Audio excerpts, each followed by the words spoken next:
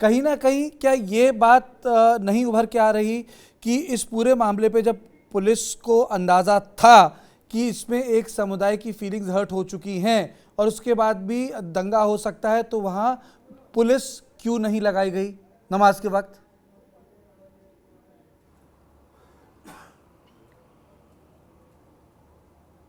देखिए, सबसे बड़ा सवाल तो यही खड़ा होता है कि पुलिस ने उस वक्त एक्शन क्यों नहीं लिया। रात को जब इतनी बड़ी घटना हुई, उसके बाद में पुलिस ने समझाइश के बाद में रात को ही तिरंगा झंडा लगा दिया था। वहाँ पर दोनों समुदाय के झंडे हटा दिए पुलिस ने, जो वहाँ तिरंगा झंडा लगा दिया। लेकिन पुलिस को जो सबसे पहले ये करना चाहिए था, दोनों धर्मों के जो बड़े बड़े लोग हैं उनसे बातचीत करनी चाहिए थी, और उनसे बातचीत करने के बाद में अपना जो इंटेलिजेंस है उसे पूरी तरीके से एक बार फिर से चेक करना चाहिए था। और उसके बाद में जो नमाज वहाँ होनी थी, अगले दिन जो नमाज होनी थी, 2500 लोग वहाँ पर इकट्ठे होने थे, तो पुलिस को वहाँ पर कानून व्यवस्था बनाए रखने के लिए एक्स्ट्रा डिप्लॉयमेंट करना चाहिए था। लेकिन पुलिस ने इस ओर ध्यान नहीं दिया। क्यों ध्यान नहीं दिया, इस पर ये जो है बड़े सवाल उठते हैं। जी नवल जी बिल्कुल, जी मैं आपके पास वापस आऊँगा। अब बने रही मेरे साथ सैनी जी। जब हम चर्चा करें तो ऐसा लगता है कि ये जो झंडे का बवाल है, मोटा मोटी तो उस पर डंडा ही ठीक रहता, डंडा ही बढ़िया रहता, जैसे उत्तर प्रदेश में है कि मतलब इससे पहले झंडे और लाउड स्पीकर की बात करें, योगी आदित्यनाथ अपना डंडा और बुलडोजर दिखा देते हैं तो सब एकदम लाइन हाजिर हो जाते हैं। अब आप देखिए, इतना सेंसिटिव स्टेट है, एकदम बिना टू टाँ किए सारे के सारे त्योहार हो गए। तो ये जो डंडा बुलडोजर मॉडल है तो बढ़िया मॉडल है। इस तरीके से जो हुआ सड़क पे, वो तो होना नहीं चाहिए था। सैनी जी देखिए, एक बात मैं आपको बड़ा स्पष्ट बता दूं कि करौली की घटना के बाद में मुख्यमंत्री का स्टेटमेंट था, खुल करके था। उनका कहना था कि भारतीय जनता पार्टी का एक एजेंडा है, उस एजेंडे के तहत वो हर जगह राजस्थान में इस तरह के दंगे कराने का सिलसिला करेंगी। वो बोलते रहे हैं लगातार। और जोधपुर चूंकि सबसे सेंसिटिव जगह थी, सेंसिटिव इस माने में थी कि जोधपुर खुद मुख्यमंत्री का चुनाव क्षेत्र है और उनका अपना घरेलू इलाका है जहाँ से उनको जाना जाता है, समझा जाता है। अब जोधपुर को अगर आप हिला देंगे और जोधपुर में अगर आप ऐसा सीन क्रिएट कर देंगे और उसके बाद में जब अगले दिन खबरें छपेंगी तो कहेंगे कि कांग्रेस के साथ में हिंदू, बीजेपी के साथ में हिंदू रह गए और मुसलमान थे वो कांग्रेस के साथ में चले गए, यानी कि अपीसमेंट का सिलसिला है। ये इतना गलत धारणा है जोधपुर के बारे में जो लोग नहीं जानते हैं।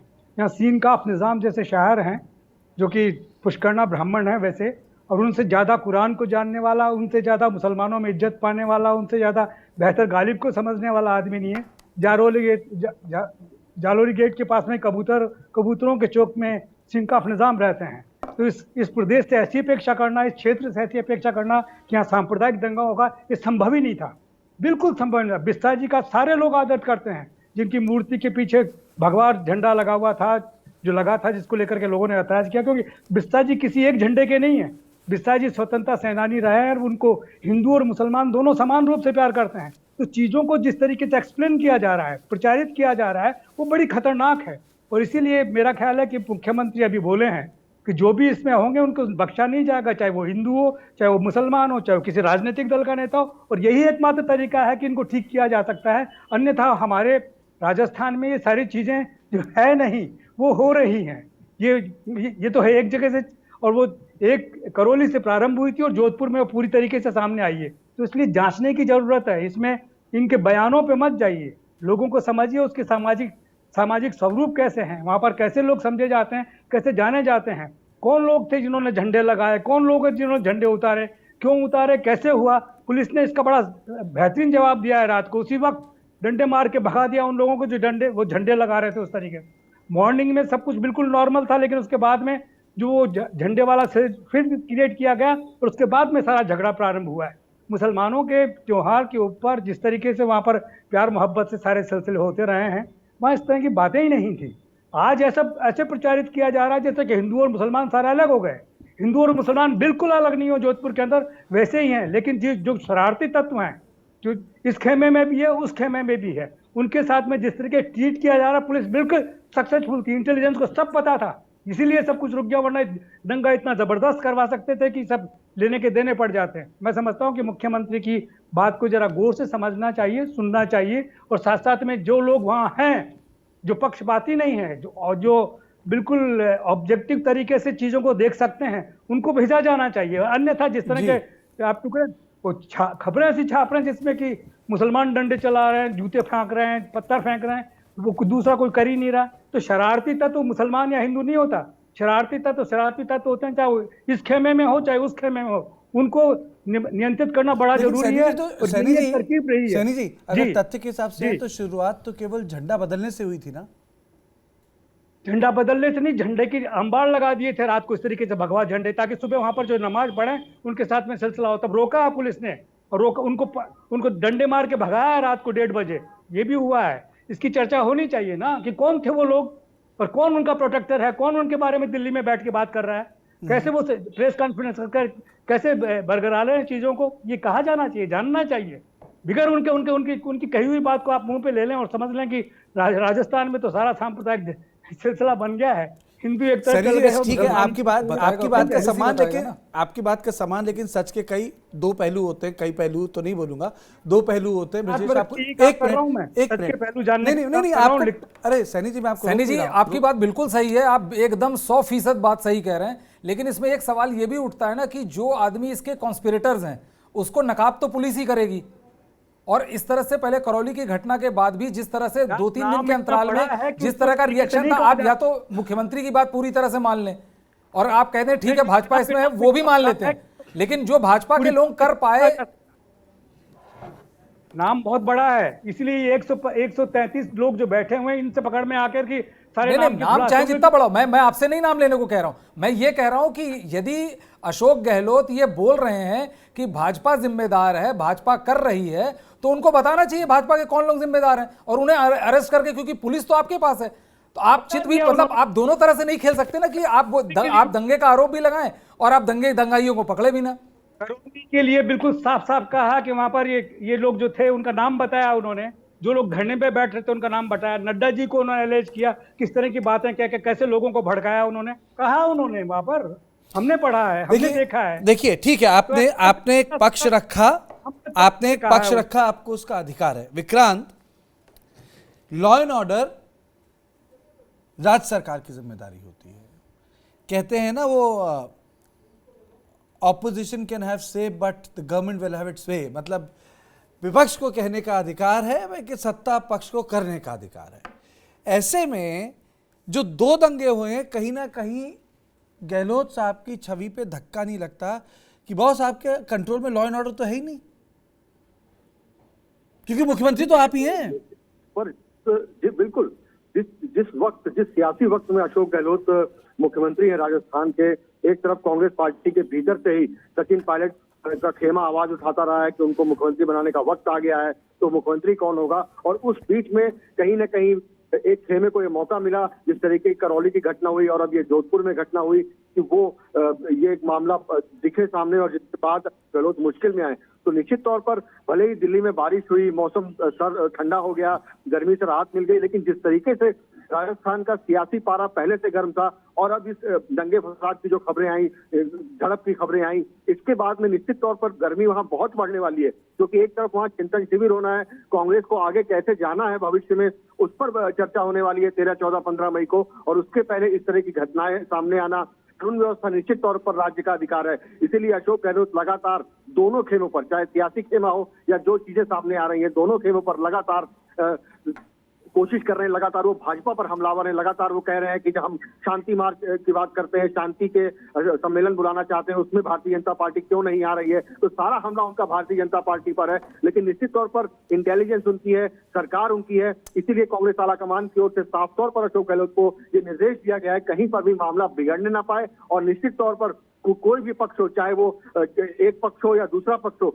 जो भी इसमें इन्वॉल्व है, उनकी चीजें सामने ला करके खुली किताब की तरह जनता के सामने रखा जाए, जिससे कि जो तोहमतें लग रही हैं, जो हमला हो रहा है, जिस तरीके से बैकफुट पर आ रहे थे अशोक गहलोत, उसके बाद कांग्रेस पार्टी कहीं पूरे देश भर में बैकफुट पर ना आने पाए, क्योंकि 2 राज्यों में सरकार है, राजस्थान में और छत्तीसगढ़ में। तो इन्हीं राज्यों से कांग्रेस पार्टी को संदेश देना है कि वो कैसे कानून व्यवस्था चलाती है, किस दिशा में शासन और प्रशासन को ले जाना चाहती है। तो निश्चित तौर पर कांग्रेस के मॉडल स्टेट के तौर पर 2 ही राज्य हैं और अशोक गहलोत पर बड़ी जिम्मेदारी है और बड़ी चुनौती है कि सियासत एक तरफ है और ऐसी घटनाएं एक तरफ है। निश्चित तौर पर अशोक गहलोत मुश्किल में।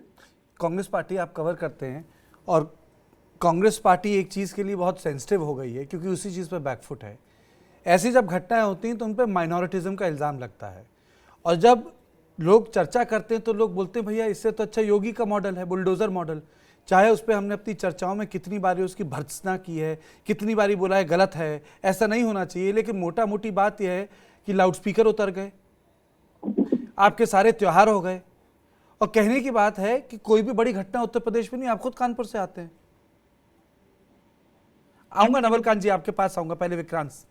जी कार्तिक जी, ये बात कांग्रेस को इसका अंदाजा है, शायद इसीलिए कांग्रेस के जो प्रवक्ता हैं, मीडिया प्रभारी हैं या अशोक गहलोत बार बार ये कह रहे हैं कि जहां चुनाव हो जाते हैं और भाजपा को सत्ता अगर मिल जाती है तो वहां पर शांति हो जाती है, और उसके बाद जहां चुनाव होने वाले होते हैं, भाजपा सत्ता में नहीं होती है, वहां पर या भाजपा सत्ता को बनाए रखना चाहती है, वहां पर इस तरह के जो चीजें हैं वो सामने आने लगती हैं। चाहे आप महाराष्ट्र की बात करें, चाहे मध्य प्रदेश की बात करें, चाहे राजस्थान की बात करें, अब बंगाल में उस तरीके से बातें सामने नहीं आ रही हैं, अब उत्तर प्रदेश में शांति की बात आ रही है। तो ये एक राजनीतिक इल्जाम लगातार कांग्रेस पार्टी इसी के चलते लगा रही है। जो बात आपने कही कि योगी सरकार वहां पर आ गई, वहां सब कुछ शांति से निपट गया, आखिर राजस्थान में ऐसा क्यों हो रहा है? तो कांग्रेस के यही सवाल है, सियासी इल्जाम वो लगा रही है कि जहां चुनाव आने वाले होते हैं, जहां सत्ता हाथ से जाने वाली होती है या सत्ता को वापस भाजपा पाना चाहती है, वहां पर इस तरह की घटनाएं आखिर क्यों होती है, ये बड़ा सवाल है। और दूसरा बड़ा सवाल ये उठाया है कि आखिर प्रधानमंत्री की ओर से इतनी घटनाएं हुई है, क्यों नहीं एक अपील की जाती है शांति की? ये बात अशोक गहलोत लगातार हर अपने मीडिया से जब मुखातिब होते हैं इन दोनों बातों को जरूर कह रहे हैं। नवलकांत जी, आप कुछ कहना चाह रहे थे? हाँ, मैं जो योगी मॉडल की बात चल रही है, जिसकी बहुत ज्यादा चर्चा होती है बुलडोजर को लेके, मुझको लगता है कि बुलडोजर की वजह से योगी आदित्यनाथ की हलक नहीं बनी है। उसकी वजह कि जब सीए आंदोलन चल रहा था और लखनऊ में हंगामा हुआ, तोड़ फोड़ हुई, आगजनी हुई, तो उस समय मुख्यमंत्री ने क्या किया था कि जितनी भी रिकॉर्डिंग्स मिली थी, जितने भी वीडियो से रिकॉर्डिंग मिली थी या सीसीटीवी फुटेज से, और जो लोग भी नजर आए थे उसमें, उसको बिना भेदभाव के जो भी लोग थे सबके खिलाफ वसूली का निर्देश दिया था कि उनसे जितनी भी आगजनी हुई है, जितनी भी तोड़फोड़ हुई है, उसकी वसूली की जाए। और उसके बाद जब ये लाउड स्पीकर होने की बात थी, उससे पहले भी उन्होंने निर्देश दिया कि चाहे वो हनुमान चालीसा पढ़ने वाले हों और चाहे वो तेज अजान करने वाले लोग हों, सब नियम कायदे कानून से होगा, कोई भी नए तरह की परंपरा ना पड़े। और इसके अलावा उन्होंने मुस्लिम धर्म गुरुओं को बुलाया और हिंदू धर्म गुरुओं को बुलाया, उनसे बात की और तब ये निर्णय लिया। तो मुझको लगता है कि जब आप बिना भेदभाव के कार्य करते हैं तो उसका अलग संदेश जाता है। भले ही योगी आदित्यनाथ की छवि एक हिंदुत्ववादी नेता की रही हो, लेकिन अभी इधर हाल में जितनी भी उन्होंने कार्रवाई की, उससे लगता है कि वो बिना भेदभाव की कार्रवाई कम से कम इस मामले में कर रहे हैं। जो माफियाओं के खिलाफ उनकी संपत्ति का अधिग्रहण हो रहा है, उसमें जरूर वो नाम बताए जाते हैं कि जिनके खिलाफ कार्रवाई नहीं। एक सवाल मैं ब्रजेश ले लूं ध्वज से, उसके बाद मैं आता हूं। ध्वज, ये कितना बड़ा चैलेंज है अशोक गहलोत के लिए, क्योंकि पार्टी के इंटरनल डायनेमिक्स के तो वो जादूगर माने जाते हैं। पार्टी में किस तरीके से सत्ता उनके पास रहे, वो मैजिक करना उनको आता है। वो मैजिक, जिसमें शब्द का इस्तेमाल कर रहा हूं, वो जादूगरी वो समझते हैं। लेकिन एडमिनिस्ट्रेटिव मैजिक जो होता है, मुझे लगता है कहीं ना कहीं उनके लिए चुनौती बन रहा है इन दो घटनाओं से। ध्वज, देखिए, एडमिनिस्ट्रेटिव मैजिक में भी वो काफ़ी माहिर माने जाते हैं, लेकिन इस बार जो लगातार बैक टू बैक 3 घटनाएं हुई, करौली की बात की जाए या अलवर की बात की जाए या खुद उनके गृह जिले जहां पर उनका मैजिक चलता है, यहाँ भी उनके जन्मदिन वाले दिन इस तरीके की जो घटना होती है, ये कहीं ना कहीं जो लॉ एंड ऑर्डर है उस पर सवाल खड़ा करती है। पुलिस के जो आला अधिकारी हैं, हम एक बार फिर से इंटेलिजेंस पे आते हैं। इंटेलिजेंस फेल क्यों हुई? करौली की बात की जाए तो मुख्य आरोपी जो मतलूब है अभी तक फरार है, और जो अलवर की बात है, अलवर में 2 अधिकारियों पर गाज गिरी है और उसके बाद में उस मामले को शांत कर दिया गया। लेकिन ये जो मामला है, यहाँ पत्रकार भी पिटे हैं, इतनी बड़ी हिंसा हुई है, और उसके साथ साथ में जो पुलिस का जो रवैया है, वहाँ जो ये सामने आता है कि मुख्यमंत्री अशोक गहलोत का जन्मदिन है, गृह जिले में इतनी बड़ी वारदात रात को हो चुकी है और उसके बाद भी उनका इंटेलिजेंस फेल हुआ है। और उसके बाद ये सवाल फिर से खड़े होते हैं कि ये 12 घंटे के अंदर ही इतना ऐसा क्यों हो गया, इतनी बड़ी घटना कैसे होगी? कई पत्रकार पिटे हैं, कई छोटी बच्चियों को नहीं छोड़ा गया, कई महिलाओं के कपड़े फाड़े गए, तलवारें वहाँ लहराई गई। और एक सबसे बड़ी बात यह है कि कुछ लोगों से जब हमारी बात हुई, वहाँ गलियों में जब हमने बात की उनसे, उन्होंने ये बताया कि जो लोग यहाँ पर जो पत्थर फेंक रहे थे, हथियार लहरा रहे थे, लोगों पर तेजाब फेंक रहे थे। इन लोगों को हमने कभी ज़िंदगी में नहीं देखा यहाँ पर इस इलाके में। वो लोग कौन थे? तो ये सवाल खड़े होते हैं पुलिस की इंटेलिजेंस पर, और पुलिस के जो आला अधिकारी हैं केवल एक ही बात कहते नजर आ रहे हैं, इंटेलिजेंस हमारा सही था। इंटेलिजेंस जब उनका सही होता तो करौली का जो मुख्य आरोपी है मतलब वो क्यों नहीं पकड़ा गया? मुख्यमंत्री की इफ्तार पार्टी होती है, वहाँ पर भी छबड़ा का आरोपी वहाँ दिखाई देता है, यहाँ भी इंटेलिजेंस फेल होती है। मुख्यमंत्री का जन्मदिन है, उनके गृह जिले में इतनी बड़ी जो घटना होती है, 2 बैक टू बैक घटना, और ये भी 12 से 13 घंटे के अंदर होती है, पुलिस से संभाला नहीं जाता है, इंटेलिजेंस यहाँ भी फेल हुआ है। तो कहीं ना कहीं जो अशोक गहलोत है उनके लिए सबसे बड़ी चुनौती ये अब सामने निकल कर आ रही है, किस तरीके से लॉ एंड ऑर्डर को मेंटेन किया जाए। लॉ एंड ऑर्डर जो है, जो उनके एडीजी हैं हवा सिंह घुमरिया, उन्होंने भी कल मीडिया से काफी बदतमीजी की, मीडिया को अंदर नहीं जाने दिया, और उनका भी ध्वज, आपने एक बहुत महत्वपूर्ण बात बोली। मैं इसमें ब्रजेश से इस पर सवाल पूछना चाहता हूँ। ब्रजेश, इन्होंने बोला कि भाई एक आरोपी था वो वहां दिख गया, मैं उस डिटेलिंग में नहीं जा रहा। क्या कहीं ना कहीं अशोक गहलोत जी को इस बात का आभास है कि इस तरह का लॉ एंड ऑर्डर को लेकर जब परसेप्शन बनता है जिसपे एक माइनॉरिटिज्म का रंग होता है, तो वही होता है जो अखिलेश यादव के साथ हुआ? माइनॉरिटिज्म के रंग पे मैं बिल्कुल नहीं जाता। मैं ये भी नहीं कह रहा कि आप कहीं बुलडोजर भेजिए, वो एक अच्छी टेक्निक है। ये सब बड़े शॉर्टकट मेथड्स होते हैं। वर्दी का इतना इकबाल होना चाहिए कि उसको आदमी उससे डरे और इस तरह की हरकतें करने से पीछे हटे।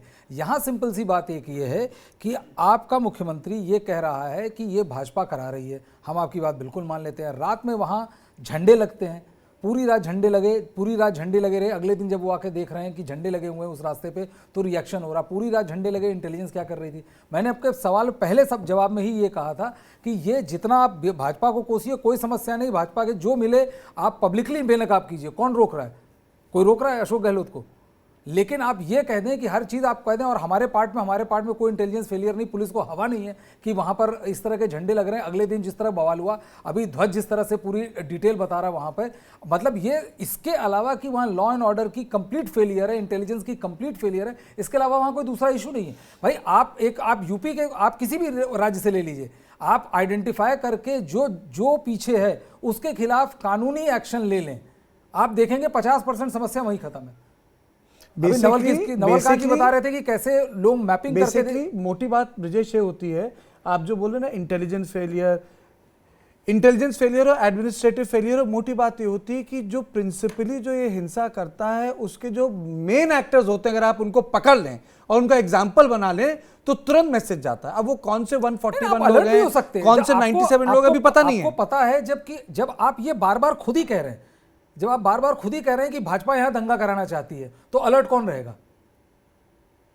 सही बात है, राज्य सरकार की पुलिस रहेगी ना अलर्ट। और आप पकड़िए जिन पे आप पे डाउट है, आप पकड़िए, उन्हें डालिए जेल में, आप ले जाइए कोर्ट में और दिखाइए कि भाई ये दंगा करना चाह रहे हैं, ये हमारे प्रदेश की आबोहवा बिगाड़ना चाह रहे हैं, इनको जेल में डाला जाए। 2 भाजपा के नेता पकड़ के आ जाए जैसा आरोप लगा रहे हैं अशोक गहलोत। ये एक पॉइंट ठीक बोला। करौली के बाद जैसे कि बोला जा रहा है कि इसमें बीजेपी के नेता इन्वॉल्व हैं, करौली हो चुका है, तो आपको नहीं लगता कि प्रशासन को और अलर्ट हो जाना चाहिए था, जब आपको पता ही है कि भाई यहाँ यहीं से समस्या आने वाली है? पता नहीं कैसी बात कर, देखिए सुनिए, ये तय करना कि प्रशासन काम नहीं कर रहा है, मुझे समझ में नहीं आता कि कैसे इसे कहा जा सकता है। जब रात को 1:30 बजे ये कह रहे हैं कि झंडे लगाए जा रहे हैं, उतारा नहीं, रात को डंडे मार रहे हैं उनके जो झंडे लगा रहे थे उनको उठाया उधर से, एक स्टेप डंडा चला, फिर डंडा चला के घर चली गई पुलिस। पहले सुनिए आप सुनिए, नहीं ऐसे नहीं, मैं आपसे पूछ रहा हूँ, डंडा चला के पुलिस घर चली गई। यूपी नहीं है, यूपी देखिए, यूपी नहीं है ये राजस्थान के अंदर अभी सिटीजन्स राइट बरकरार हैं, इंडियन कॉन्स्टिट्यूशन लागू होता है। नहीं सैनी जी, थोड़ा देखिए सैनी जी, आप भी अपने अधिकारों का उल्लंघन मत कीजिए। सुनिए, आप राजस्थान के प्रवक्ता नहीं है सैनी जी, ना आप गहलोत सरकार के प्रवक्ता हैं, आप यहाँ इंडिपेंडेंट जर्नलिस्ट हैं, और आप आवाज उठाकर अगर आप बात करेंगे तो इसमें बात आगे नहीं जाएगी। नहीं,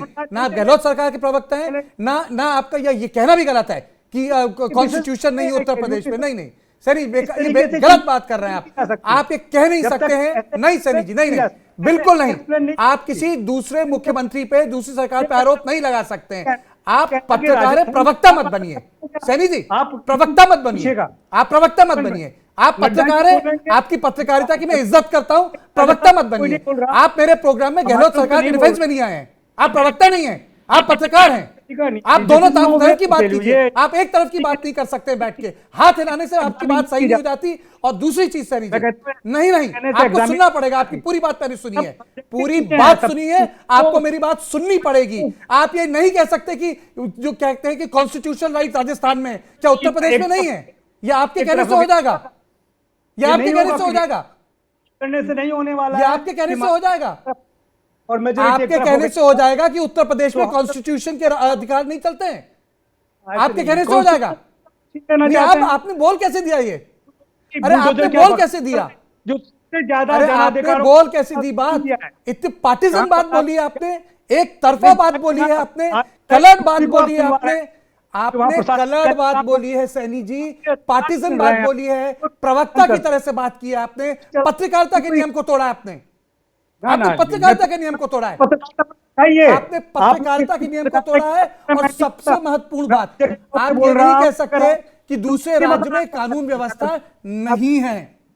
आप ये नहीं कह सकते मेरे शो में, आप ये नहीं कह सकते, आप ये नहीं कह सकते हैं, बिल्कुल नहीं कह सकते आप ये। आप बिल्कुल नहीं कह सकते कि उत्तर प्रदेश में कानून व्यवस्था नहीं है।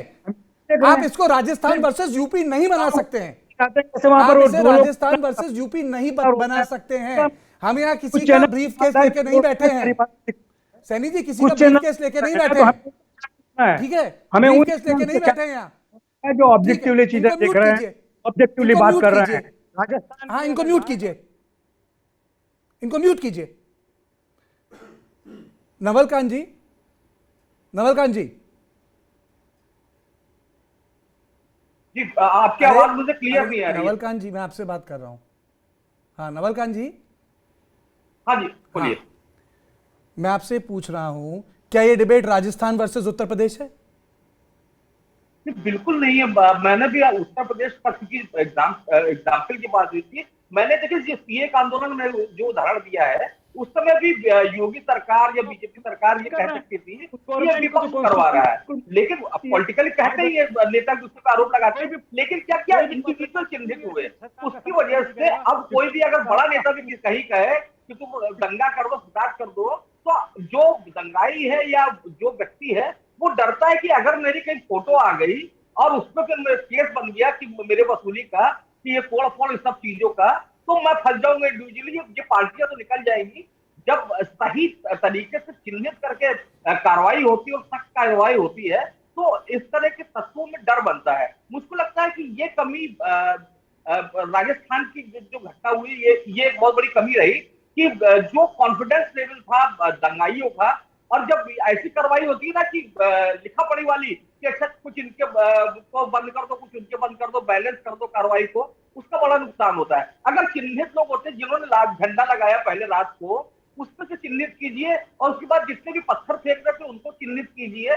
आप ऐसी कार्रवाई करेंगे तो वो नजीर बनेगी, और आगे फिर कोई भी गलत करने से 4 बार सोचेंगे। जी ध्वज, मेरा एक सवाल आपसे है, उसी पे जवाब दीजिएगा। जो करौली और जोधपुर में हुआ, उसका राजस्थान कांग्रेस में क्या असर पड़ा है? क्योंकि जैसे विक्रांत बोल रहे हैं कि एक लूज पेच है जो बार बार दिल्ली आ जाता है, अपनी बात रखता है और फिर वापस चला जाता है।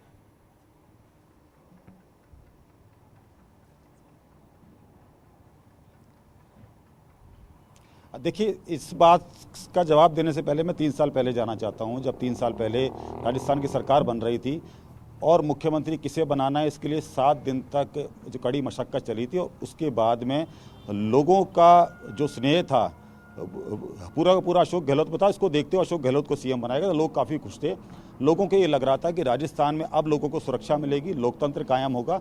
लेकिन जो करौली और जोधपुर की घटना हुई है, ये कहीं ना कहीं जो राजस्थान की जो कांग्रेस सरकार है, इस पर कहीं ना कहीं अब जो है ज़्यादा असर डालने वाली है, क्योंकि इस पर कंट्रोल नहीं किया जा रहा। बैक टू बैक ये जो 3 घटनाएं हो रही, कल एक नागौर में भी छोटी मोटी घटना हुई थी, उसमें भी कई लोग घायल हुए। लेकिन ये घटना भी ये बता रही है कि जिस तरीके से ये जो घटना हुई है, इंटेलिजेंस का फेलियर हुआ है। और सबसे बड़ी जो बात निकल कर आई है, कल पूरे दिन जो चला है, किसी भी अधिकारी को ये पता नहीं था कि लोग कितने गिरफ्तार हुए और कितनी एफआईआर दर्ज हुई हैं। एडीजी लॉ एंड ऑर्डर अलग आंकड़ा बता रहे थे, जो जयपुर से डेलीगेशन आया था मंत्री राजेंद्र यादव वो अलग अपना आंकड़ा बता रहे थे।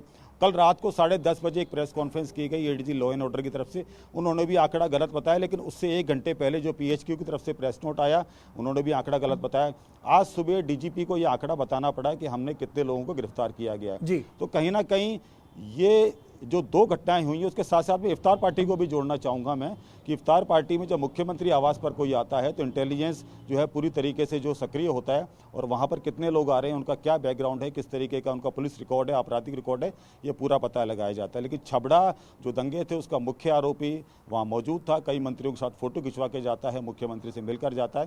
तो ये कहीं ना कहीं ये साबित करता है कि या तो इंटेलिजेंस का फेलियर है और या फिर कहीं ना कहीं ऊपर की तरफ से या जो आला अधिकारी हैं उनकी तरफ से ये निर्देश दिए गए हैं कि इन्हें छेड़ा ना जाए। ये जो 2 घटनाएं हुई हैं, ये आने वाला जो चुनाव है, एक से 1.5 साल के अंदर जो चुनाव होने वाले हैं राजस्थान में, बहुत जो है गलत असर डालेंगे और कांग्रेस की जो अंदर की जो फूट है वो भी जो सामने नजर आ रही है। और 2 घटनाएं जो है वो भाजपा को मौका दे रही है अच्छी तरीके से कि राजस्थान में किस तरीके की जो कानून व्यवस्था है उस पर वो पूरी तरीके से राजनीति जो है कर सकती है और मुख्यमंत्री अशोक गहलोत की सरकार को घेर रही है। Thank you. सैनी जी, मेरी आवाज आ रही है आपको? बिल्कुल आ रही है। चलिए, बात हो सकती है? अरे हाँ, हो सकती है। बहुत बढ़िया। बात क्यों नहीं होगी? बहुत बढ़िया। आप मेरे शत्रु थोड़े हैं कि मैं, आप एंकर हैं, मैं जर्नलिस्ट हूँ, आप जर्नलिस्ट। सबका सत्कार और सबकी इज्जत और सबका आदर है यहाँ। तो चूंकि ये मुझे शो खत्म करना है, दूसरी भी एक बहुत महत्वपूर्ण स्टोरी है, तो मैं आपका क्लोजिंग कमेंट चाहूंगा सैनी जी कि जो छाबड़ा वाला प्रकरण, मैं उस पर आपका रिएक्शन चाहता हूं, जो मेरे संवाददाता जयपुर से बोल रहे हैं, और मैं आपसे जानना चाहता हूं कि मुख्यमंत्री अशोक गहलोत के लिए दोनों कितनी बड़ी चुनौतियां हैं और आपके हिसाब से उनको अब क्या करना चाहिए? देखिए, चुनौती जैसा शब्द तो मेरे को नहीं लगता है, लेकिन जो प्रतिपक्ष है जिसको बोला जाना चाहिए, प्रतिपक्ष का मतलब भारतीय जनता पार्टी आरएसएस है, ये प्रतिपक्ष है राजस्थान में, और दूसरा कोई प्रतिपक्ष नहीं है। उन लोगों के जो इरादे हैं, जिस तरीके से वो अपने आप को जनमानस के बीच में ले जा रहे हैं, उनको नियंत्रित करना बड़ा जरूरी है। अगर उनको नियंत्रित नहीं किया गया तो राजस्थान में जो कुछ आज आप करौली में देख चुके हैं, जोधपुर में देख चुके हैं, वो बरकरार रहेगा। ये अगर सरकार को यहाँ पर बहुत सख्ती के साथ में पेश आना चाहिए, और जो अपराधी किस्म के तत्व हैं उनके साथ उनको निश्चित रूप से वो किया जाना चाहिए। दंगा मनस्थिति के जो लोग हैं उनको नियंत्रित किया जाना चाहिए, तो राजस्थान में सब कुछ बेहतर रहेगा। कोई दिक्कत नहीं है, वर्तमान सरकार बहुत ठीक से चल रही है। वर्तमान सरकार के साथ साथ में कांग्रेस पार्टी की अपना जो इनर डेमोक्रेसी है, उसमें ना इत्तेफाकियों को बड़ा सम्मान देने का सिलसिला बरकरार है, तभी तो सब लोग एक साथ बैठे हुए हैं और बोल भी रहे हैं, सब सुना जा रहा है। और यही इनका 13 तारीख से 16 तक जो चिंतन शिविर हो रहा है एक छावनी के रूप में, वहाँ है इसी तरीके का एक संकल्प और हो रहा है जयपुर के अंदर, जहाँ पर भारतीय जनता पार्टी के दोनों बड़े बड़े नेता और सब कुछ आ रहे हैं। यही सब चिंतन करेंगे कि राजस्थान को कैसे ढहाया जाए। एक तरफ चिंतन होगा कि कांग्रेस को कैसे बचाया जाए और राजस्थान को कैसे बचाया जाए। ये सारी चर्चाएं हो रही हैं। बाकी ऐसा कोई संकट नहीं है, ये नियंत्रित करने की जरूरत है। मुझे लगता है कि आखिरी हंगामा था जो हो गया, मुझे नहीं लगता कि अब राजस्थान में कहीं दूसरी जगह इस तरह का हंगामा हो पाएगा। ऐसा आप क्यों बोल रहे हैं? मुख्यमंत्री ऐसा आप क्यों कह रहे हैं? ऐसा इसलिए कह रहा हूं कि मुख्यमंत्री ठीक से जानते हैं। उसने पहले कहा, मुख्यमंत्री का बयान था करौली के बाद में कि ये लोग धमाल करेंगे हर जगह, कि पता है धमाल करेंगे, तो पहले से नियंत्रित करने का सिलसिला रखना चाहिए। और जोधपुर में धमाल हुआ, रात को नियंत्रित किया, रात को ही उन लोगों के डंडे मार के उनको भगाया था। सारा सब कुछ मैंने पढ़ा और देखा है, जो क्लिप्स आए उनके अंदर देखा है। साथ साथ में सुबह जो हुआ वो अपने आप में ऐसा स्पॉन्टेनियस हुआ कि उसको सबके देखते रह गए कि ये क्या हुआ अचानक।